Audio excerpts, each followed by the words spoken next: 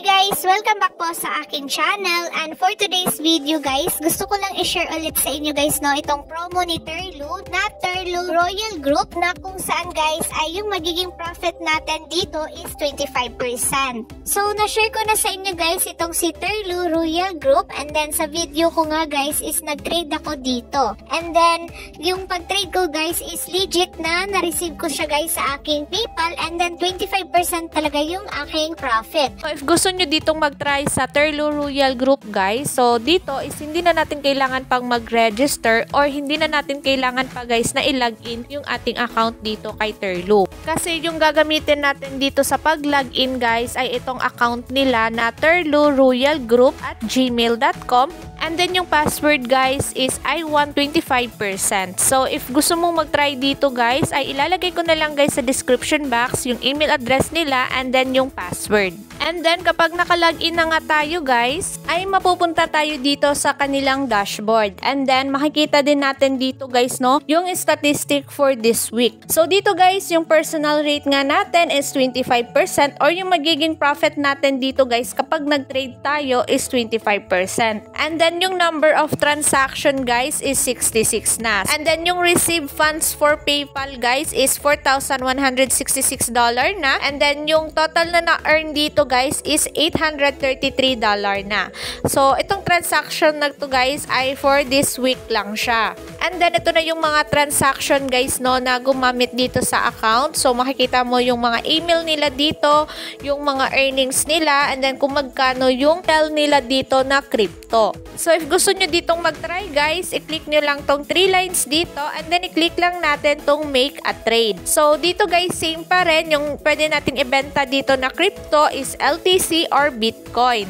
Pero suggest ko sa inyo guys ay Litecoin or LTC lang yung ating isell dito kasi mababa lang yung transaction fee ni LTC. And then bago nga ako dito mag-trade kay Terlu guys, ay chine-check ko muna kung magkano yung market rate ni LTC. So ngayon nga guys ay magte-trade ako ngayon ng worth $50 na LTC. So yung worth $50 na LTC guys is nasa 0.80 LTC. And then dito kay Terlu guys, so kapag yung ibenta ko guys na LTC is $0.80, so yung marireceive ko guys is $62.73.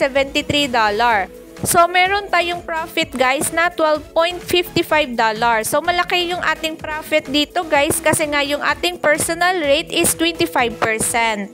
So ngayon guys, magte-trade or magbebenta nga tayo ng LTC kay Terlu. So kapag wala ka pang LTC guys, so syempre kailangan muna natin bumili ng LTC. And then Binance nga guys no, yung ginagamit ko na crypto wallet. And then dito nga sa aking Binance guys, dito sa funding wallet is meron ako ditong 50 na USDT. So if gusto nyo ditong mag-buy guys, ay dito muna tayo sa funding wallet, and then i-click nyo lang tong P2P. So dito sa Binance guys, sa kanilang P2P is wala sila ditong LTC. So yung gagawin natin guys ay yung i-buy muna natin is USDT, and then kapag naka-buy na tayo ng USDT guys ay i-convert lang natin siya into LTC. And then ito yung mga seller guys na nagbebenta ng USDT. So pili ka lang dito. Pero dito nga guys is makikita mo may mga limit yan guys or minimum na yun lang yung pwede nating bilhin. So para makapag-buy tayo dito guys no na yung gusto lang natin na amount, so i-click lang natin tong filter. And then dito sa amount guys, enter mo lang dito kung magkano yung ibabay mo or magkano yung budget na bibilhin mo na USDT. So for example guys is 1,000. And then dito sa payment method guys ay pili ka lang kung saan ka magbabayad. So dito guys is meron silang GCash, PMaya, bank transfer. And then confirm lang natin guys. And then makikita na natin yung mga seller guys na yung mababa lang yung minimum. So for example guys ay dito tayo kay Kingpoy kasi yung limit niya guys is 1,000 lang. So i-click lang natin tong buy, and then dito guys enter lang natin yung amount na kung magkano yung bibilhin mo na USDT. So for example guys ay worth 1,000 pesos. So yung marireceive natin na USDT guys is 17 0.51 USDT. And then kapag dito naman tayo sa buy crypto guys, so enter lang natin guys kung ilang quantity or USDT yung i-buy mo. So for example is 50 USDT yung i-buy natin guys, and then makikita na natin yung amount kung magkano yung babayaran natin. And then i-click lang natin tong buy USDT guys, and then i-follow mo na lang guys no yung steps dito. And then kapag nakabuy ka na ng USDT guys, so dito natin siya makikita sa ating funding wallet. So dito nga guys is meron akong 50 USDT. So dahil LTC yung ibebenta natin kay Terlo guys, ay kailangan muna natin to siyang i-convert into LTC. So para ma-convert na natin to siya guys, i-click lang natin to siya, and then makikita natin to guys no itong convert. And then pwede naman natin siyang i-trade guys no, pero sa akin guys mas mabilis na i-convert na lang natin siya diretso. And then dito nga guys ay yung aking available balance dito na USDT is nasa 50 plus siya guys. So dinagdagan ko siya guys no, kasi kapag nag-withdraw tayo guys sa Binance to Terlo, meron kasing withdrawal fee yung LTC guys. So kailangan natin meron tayong pasobra, pero konti lang naman yung withdrawal fee ni LTC. So para ma-convert na natin to siya guys, so dito sa from is USDT kasi yung fund natin guys is USDT. And then dito sa BTC guys, ay change lang natin to siya into LTC. Kasi i-convert natin yung ating USDT guys to LTC. So dapat ganito yung itsura guys no, from USDT to LTC. And then kapag na-convert na natin guys yung ating USDT to LTC, so mag-withdraw na tayo papunta sa ating Terlo. So balik lang tayo dito sa ating funding wallet guys.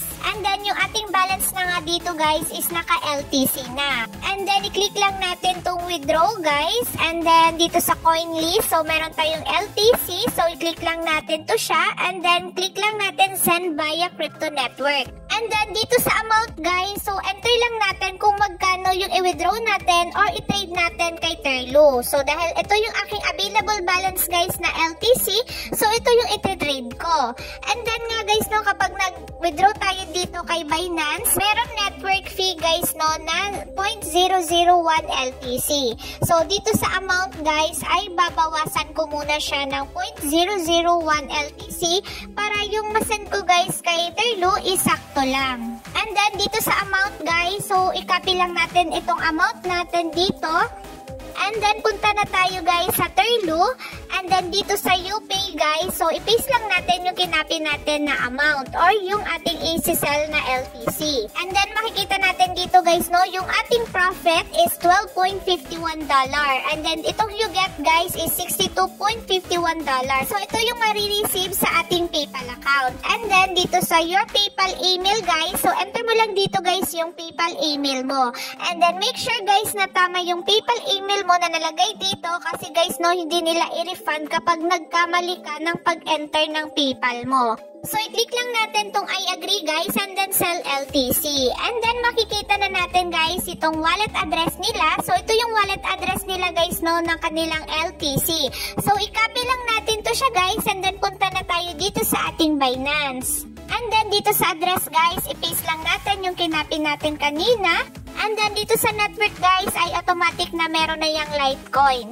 And then yung amount guys, so i-copy lang natin tong yung amount, and then make sure guys na tama yung amount na nilagay mo dito. And then makikita mo guys yung network fee ni LTC kapag mag-withdraw tayo. So kapag okay na guys, i-click lang natin tong withdrawal. And then as you can see guys na yung ating ibebenta na LTC is nasa worth $49.96. So confirm lang natin to siya guys, and then kapag mag-withdraw nga tayo dito kay Binance guys, ay kailangan natin dito mag-enter ng verification code. And then kapag naka-withdraw na tayo guys, ay withdrawal processing pa siya. So wait natin guys no na ma-completed yung ating pag-withdraw sa Binance papunta sa Terlo. And then dito sa Terlo guys ay kailangan natin i-save yung ating payment ID dito. So ito yung ating payment ID guys, or kumbaga yung ating transaction ID. So i-copy natin to siya guys, i-save lang natin to siya, kasi kapag mag-follow up tayo guys no, sa ating transaction dito, is ito lang yung ating ilalagay dito para makita natin guys yung status ng ating transaction dito. So kapag na-copy mo na yan guys, so para mag-check tayo sa ating status ng ating transaction dito, Scroll down lang guys and then makikita natin tong check payment status. So, enter lang natin dito yung payment ID and then i-click natin tong check and then makikita na natin guys no, yung payment status. So, awaiting confirmation pa siya guys kasi yung ating withdraw sa Binance guys is hindi pa siya completed. And then kapag completed na yan guys, ibig sabihin na na-receive na ni Terlu yung ating withdraw na LTC.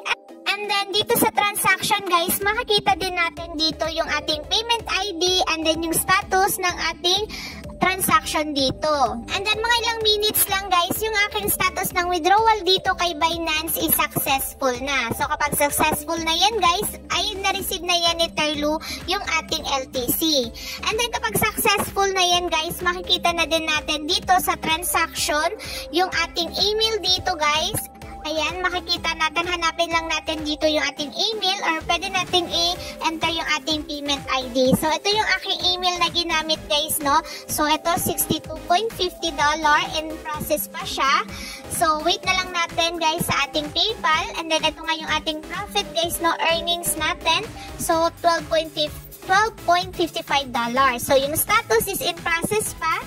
So, yan, wait na lang natin guys, no? Within 24 hours na marireceive natin yung payment ni Terlu sa ating PayPal. Pero dito kay Terlu guys, ay hindi naaabot ng 24 hours yung payment nila papunta sa ating PayPal. So, minsan guys, nasa 30 minutes lang or 1 hour or 2 hours.